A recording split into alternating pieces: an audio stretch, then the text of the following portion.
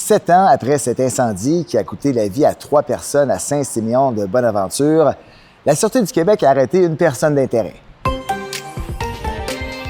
Il y a quelques semaines à peine, la Sûreté du Québec a demandé l'aide du public pour tenter d'élucider cet incendie criminel. La SQ a installé un poste de commandement le 30 octobre dernier à proximité du lieu de la tragédie. Hier, les policiers ont procédé à l'arrestation d'un homme de 43 ans de Saint-Siméon de Bonaventure. Après plusieurs heures d'interrogatoire, cette personne a été libérée et l'enquête se poursuit. Rappelons qu'Isabelle Lepage, 40 ans, son fils Philippe Lepage, 14 ans, et la copine de ce dernier, Laurence Lebrasseur, qui avait aussi 14 ans, sont morts dans cet incendie. Toujours sur la scène policière, mais cette fois-ci du côté de Carleton-sur-Mer, une 4e personne a été arrêtée hier soir en lien avec une histoire de coup de feu tiré. En juillet, c'était dans le secteur du boulevard Perron-Est. Hier soir, les policiers ont procédé à l'arrestation d'un homme et ont mené une perquisition à l'intérieur d'une résidence.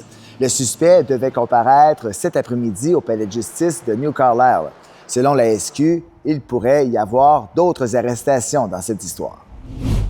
Le Centre intégré de santé et de services sociaux de la Gaspésie annonce une autre découverture d'obstétrique à l'hôpital de Sainte-Anne-des-Monts. C'est la 12e interruption de service en Haute-Gaspésie depuis le début de l'année.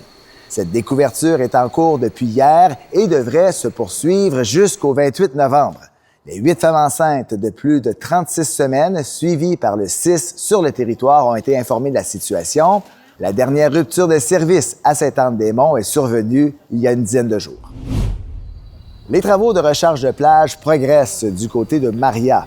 Ceux-ci devraient être complétés d'ici la mi-décembre, selon la municipalité. Rappelons que la ville de Maria n'a pas été épargnée par les aléas climatiques dernièrement. Pour contrer l'érosion accélérée du littoral et le risque de submersion côtière, la ville a lancé un vaste chantier de 22 millions de dollars qui s'étend sur plus de 2 kilomètres de côte. Parallèlement, Maria collabore avec le groupe de recherche Ariaction pour élaborer des stratégies d'adaptation au changement climatique. Comme plusieurs villages, en fait, qui sont victimes d'érosion et de submersion marine, il faut prévoir dans les prochaines années de s'éloigner des côtes. C'est des grands changements, ça amène des grands deuils dans notre communauté. On est habitué en Gaspésie de vivre au bord de l'eau. Donc, éventuellement, il faudra déplacer certaines infrastructures. Puis nous, l'idée, c'est de se préparer, puis Ariaction nous accompagne là-dedans. Donc, on a fait des consultations citoyennes. La ville de Maria souligne qu'elle envisage même le recul de certaines zones de la municipalité. Alors voilà, c'est ce qui complète ce vidéojournal. À bientôt!